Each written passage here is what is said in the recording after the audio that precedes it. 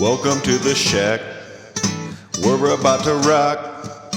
We got the Deacon, 2 and Deezy.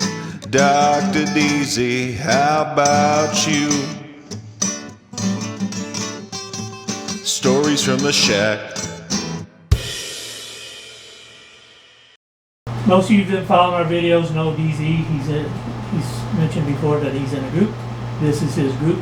They play some music that you're going to hear later on in this video. And I'm just going to let them introduce themselves to you so you get to know them. I'm going to turn it over to DZ so he can introduce the rest of them. DZ, real name is Ben. Finally going to let you all in on that. But I play guitar in our band called Cobalt Crown and sing. And we've been playing music probably, well, I don't know how long everyone's been playing individually, but we've been playing for about 2.5, 3 years. Mm-hmm. I've been playing since I've been 12 and 37, so 25 years. I think that if you wanted to loop us into a genre, it would be some sort of metal, but you know, that's not really important. I'm going to turn it over to Jeremiah. Sure, so I play bass, sing a little bit, not great, but still do it. I'm not going to talk about how long I've been playing music, but it's been quite a while. Been playing with Ben for, God, it's got to be like 7 or 8 years now, doesn't it? Yeah, it's going damn near. So this is our second project together.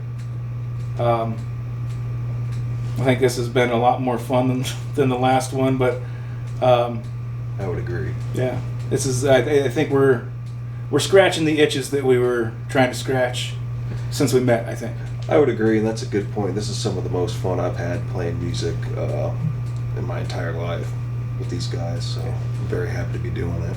Mm-hmm. Oh, yeah. On this end, here's Ethan. Well, yeah, I'm Ethan. I play drums for Cobalt Crown, and I'm the newcomer to the band. These guys have been, like they were saying, playing for a long time together, and they got their own chemistry, and I just try to fit in and essentially do what they tell me. I've been playing music for a little over a decade at this point, but just recently picked up the drums, and it just so happened to work out when actually I moved into this house. That was my first order of business, was to get a drum set, and these two were looking for a drummer, and things just kind of fell into place there. So who picked the name? How'd you come up with the name?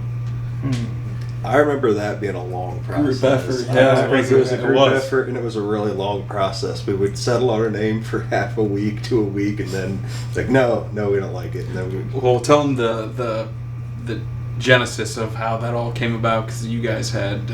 We came from a band Jeremiah and I did called Television Blue, and I think that we wanted to keep the blue color and the theme there. So we were trying to mess around with different colors of blue and then different names that went with different colors of blue, and eventually I forget exactly how we settled on Cobalt. It was like alliteration. We knew we needed to have alliteration. You had to have alliteration. Ben and I are kind of obsessed with I hope we make a theme album at some point. We're kind of obsessed with the theme of technology and interconnectivity and what it does to society and individuals and things like that. And you probably hear it in a few of our songs that we've got in set right now. It's bigger in some other things that we've written, but I think that's how we kind of came. Cobalt Crown knocked off all those things. It was still kind of blue. It had the alliteration, and cobalt's it's one of those rare earth minerals now that we're probably going to be fighting over pretty badly in the next decade or so. The Cobalt Wars of 2057. Exactly. So I mean, we're ahead of that curve for what that's going to be worth for us. But I mean, that the logo that we use at the moment, the art that we use, it features a lot of connections and cables and things like that to kind of back that up as well. Captures that whole idea of the technology and correct. being a hindrance. Mm-hmm. So obviously you've got a lot of your inspiration for bands like Pink Floyd and I guess I'm not sure how to classify them actually, psychedelic or maybe pre-psychedelic, I guess I'm not sure. So given that, what other groups have influenced your music besides like Pink Floyd? Oh, Good question. It is. collectively, if I could speak for us Please do. collectively, I would say there was a band. The Deacon's getting hit up. Sorry. I never get calls. Never. Sorry about You should have picked it up Can there. you to edit never that get- out? Yeah, you want to run that question back? Yeah. that. Yeah, besides Pink Floyd, what other, mainstream or well-known groups that our audience would probably recognize influence your music? Well, one thing we kind of hit on collectively was a band called Typo Negative.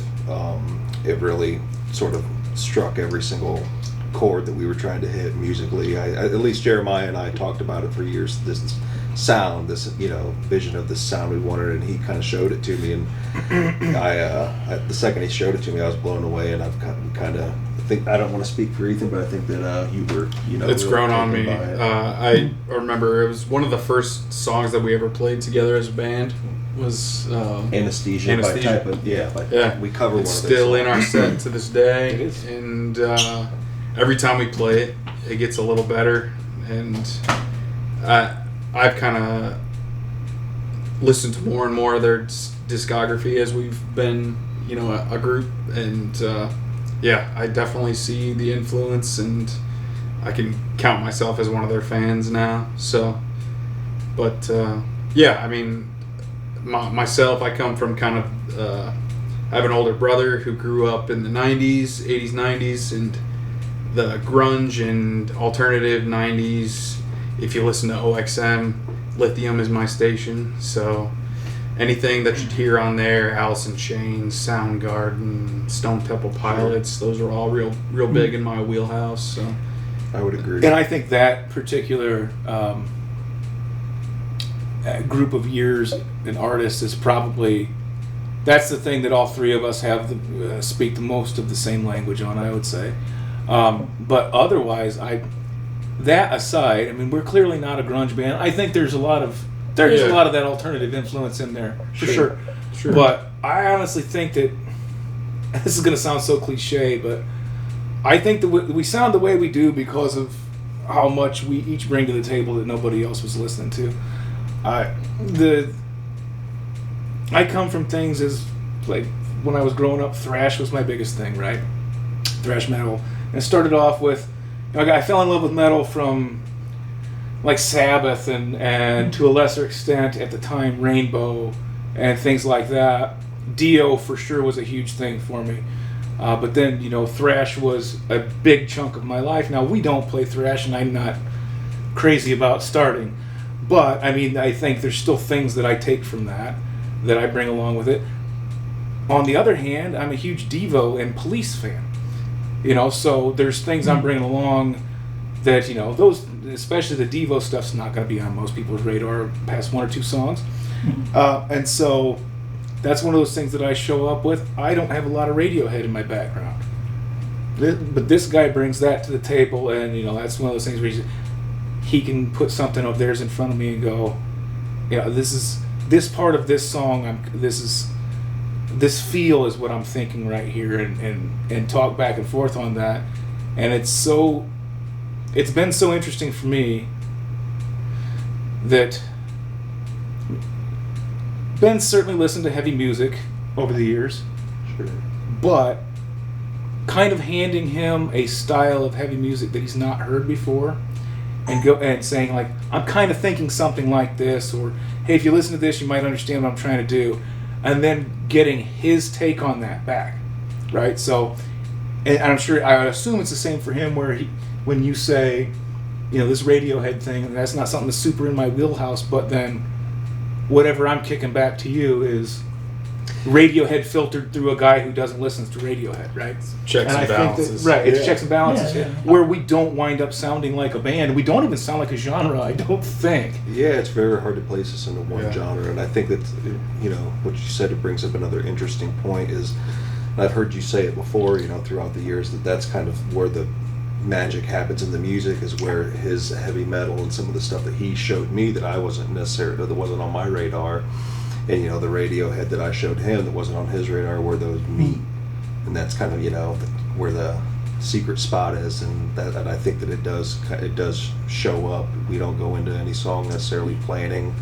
I mean, sometimes try to sound like this, but it usually happens.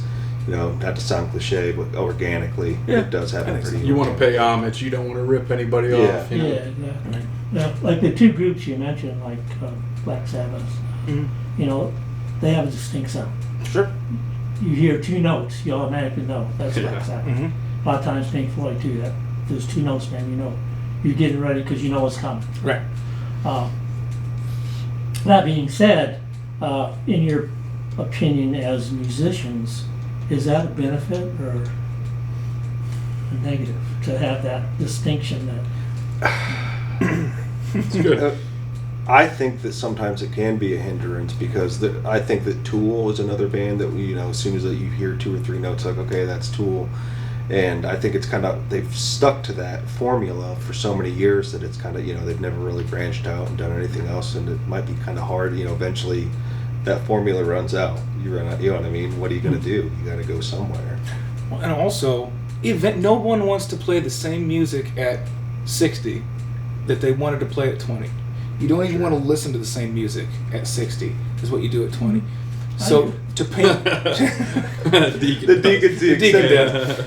Throw me out. Hey, no, you're good. But I think your shame. tastes change, and if you've painted yourself into a corner, and then you go, boy, I sure would like to make this music over here, but it'll never work because that's not Black Sabbath music.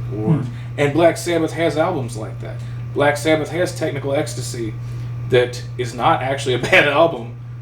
Dehumanizer from the 90s, not a bad album. Does not sound the way people expect Black Sabbath to sound. Yeah. And because it doesn't, then it's like you could have written and recorded the best album of your life, and it didn't sound the way that those 2 notes that you're supposed to recognize sound. No one's ever going to care about it. And I mean, having people care about it's not necessarily the biggest thing in the world, I suppose. It is when you're trying to make your living from it. Yeah. Well, for example, I mean, but otherwise, I mean, to speak to your point, like I remember when we were first putting together our set lists and our coming up with the body of our work, it was kind of hard. Maybe this is just me, but it was kind of hard to develop like a through line, so to speak. Like we had a lot of stuff that sounded different, and our songs have evolved over the time that we've been playing them together. I think for the better, a more congruent kind of sound that just it fits better together than when we first brought it to the table. Everyone, I'd agree. We've all put our input into it, and it kind of has changed, for lack of a better word, into something that we can present as a finished product. To that same end, I think that we have a couple of shows coming up, right? Both of those shows are going to be much more on the metal end, right? Sure. Yeah. So we're going to put our heaviest stuff forward on that, so that just the people who are there, that's what they're expecting to hear. It's what they want. That's what's going to get the best in pop. with the other bands. Fitting in, honestly, you're respecting the promotion, right? The promoter's putting together low-dough heavy metal show or whatever it's called. Don't show up and play jam band stuff. You can be different, but people are there for a certain thing, and there's no point in going up and playing in front of people and not doing things that you think will entertain them. Yeah, that's a good point. You were hired to do a specific Exactly. But on the other hand, we probably could pivot. I don't know if we have a deep enough corpus. I think we do. We could probably pivot to a 25-minute set supporting more of a jam band or a singer-songwriter act if we wanted to, and that's. I don't think that's necessarily being very disparate. One thing I will say is we can tell listening to a song who wrote the song. All 3 of us have contributed to things, and most songs don't end with one writer, but usually somebody's the seed, the genesis, whatever. we can tell. I don't think people from the outside listening would go, like, even if we had such a thing as a super fan, I don't think a super fan would go, oh yeah, that's a Ben song. Yeah, at this point, no, I would agree with that. Well, do you think that most successful bands, musicians, or however you like to categorize it, often break the rules? Like, It's absolutely necessary. Yeah. And I think that's something that we're doing that kind of goes back to why it's hard to pinpoint us into a specific genre. You know, there definitely is a sound there. You heard some of the music, so, you know, it does kind of have a specific sound. But what that sound is, you know, I don't know. That's the hard. Music has split off into a million different subgenres at this point, and depending on who you ask, you're going to get a different answer. So I'm cool with that. I don't know about these guys, but I am so put us under any umbrella you want. Yeah. But It will be interesting if everybody, if at any point anyone cares to really, yeah. you know, misgenre us. Fair Whenever they do, I'm going to be very interested to see what wild, bizarre pigeonhole they find. Yeah. How many syllables are going to be in whatever. Oh, this is glam acid metal core. Yeah, exactly. Rock. Yeah, you didn't go nearly deep enough on that. Yeah. Wait, are you sure it wasn't post-metalcore? Yeah, exactly. There you And go. see, I have no time for that stuff. Stupid. No, Yeah, it's, Yeah. and these guys don't either. You know a song when you hear it. If you like it or not, it doesn't matter what Yeah. section of the album store you're getting it from. Right. And the only thing that matters about that is like, ooh, I would like to hear more stuff kind of like this. Sure. It's a handy descriptor. Past that, who cares? But I mean, and this might be important to say now, if it's not obvious sitting between these two young studs, that I'm the old bull here, and you know, I'm crankier than either one of them are, and a little bit It more brings stubborn. wisdom to the Yeah, band. we'll call it that. Yeah. I'll go with that. And I get a little dismissive of a lot of the. I don't want to sound like I think it's stupid that kids find pleasure in hyperfixating on subgenre and subgenre. That's an important thing to do. I probably did some of it when I was a kid. Sure. I'd imagine. You know, so I don't want to make it sound like I think it's ridiculous, but for me, I don't have time for it. And also, I mean, we play shows with. I won't know what the genre is, but it's kind of the same genre, and they pretty much sound the same. Yeah. But I don't think that's a mistake, and I don't even think that that's I don't think what I'm saying denigrates those bands. I think that's the point. You know, they are shooting for that small pocket of that subgenre that they identify with, and that's fantastic. They're succeeding at what they're trying to do, I think. Because at that point, I think it's just like what quality of that particular flavor you're getting. Yeah. Well, the age of information has found it or made it so easy to find your tribe these days. Either so, I think that's the big thing. Everybody can go on Reddit and find a absolutely. subgenre to put their 2 cents in on. Well, you guys got a pretty good sound. There again, did you listen to the Babe Ruth album? Yes, I did. Did you listen And to that both sides? I did listen to both sides. There was a Can't figure shout out out what to it Babe is Ruth. either. Yeah, cannot figure out what it was. I would say rock and roll, but kind of go along the lines with what Jeremiah was saying. I don't have the time to hyperfixate on what specific subgenre that album fit into. It was rock and roll to me. I really liked it. Have you ever heard? But it's of got a it? lot of heavy notes. I mean, like we talked about bang. It does. There was a hard, lot of drive. Yeah, there was a lot of drive to it. There was, hard, in your face. reminded me a little bit of Mountain mixed with Pink Floyd. Yeah, a little bit on there. So, but I kind of took away from the experience if I was to sit there and be like, what genre? What is this? What am I hearing? You know what I mean?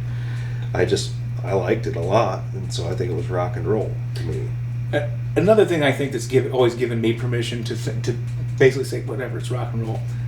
Two of my big, I don't make idols of entertainers often at all, but two of my musical idols would be Lemmy from Motorhead and Ronnie James Dio, right? Those are both seminal, like from before the beginning of heavy metal icons. neither one of them ever talked about heavy metal.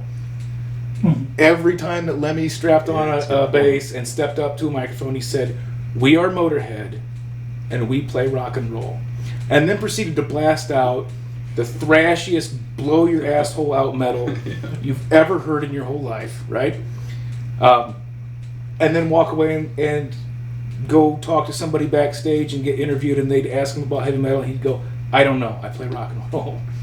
Right? So those are things that I can really respect, where it's like, no, I do this thing. And I don't think it's necessarily a cop out either. I think it's a I don't good think so answer either. because it goes. Well, yeah, we don't, like, I think we're all kind of dancing around the label thing. Yeah. Right? You don't need a label. Nope. You don't need it. The masses are going to label you Yeah. one way or the other. Yeah, you why, let them why do it. do it to ourselves? Exactly. It'll be entertaining enough to listen to other people do. Sure. Yeah, so if they like it, they listen to it. If they don't, they don't. I mean, call it whatever. Doesn't matter. You know, like talking about Black Sabbath, one of my favorite songs that Black Sabbath ever recorded was Planet Caravan, which is not typical in your Yep. face, you know. Right. Ozzy Osbourne. So there again, you know, they're very versatile. I hope I'm not on camera. Catching a shave mid interview. we got I'm done. two. Catching a shave. It's You over. got a shave. The gig is up. No, but you know, those are things, like we talk, I'm a lot older than anybody here, so, and you mentioned, when you're 60, you're probably not gonna listen to the Sure. stuff you do. Well, I'm the exception because I do. You know, I remember when Blink Dark Side of the Moon was brand new. I bought it, and we saw the album at my house, right? Yeah. All tore up, 50 years old. Was missing the poster that I know was sold with it. And the sense Yeah. did you take it out and hang it up Oh, in one of your man. rooms? Not in the complete 70s? in box. Yeah. But It's- anyway, it's you not know, meant. and that's the beauty of music. It surpasses time. You know, music is timeless. I actually heard somebody say something really eloquent once. I heard them say that music is how you decorate time, Yeah. and that has stuck with me. Damn, I like that. Yeah. Yeah. Well, and I've often heard people say, could you imagine a world without music? Could you imagine if there were no music? You couldn't sing Happy Birthday, for example. There was no birthday song. Right? So 1984 is what you're saying here. Yeah. Fahrenheit 451 except with music. Yeah, It sounds would- rough. It'd be pretty bleak. Life would be boring without music. Well, Yeah. Indeed. and you know, it brings happiness. You know, music makes us laugh, it makes us cry, it makes us sing, it makes us dance, it makes us more alive. Okay, get ready to hear this new song by Cobalt Crown. It's called Cutting Teeth. I'm sure you're going to enjoy it, and don't forget to leave a comment and hit that like button and subscribe. This next song is called Cutting Teeth. A 1, 2, 3, hey, hey, hey!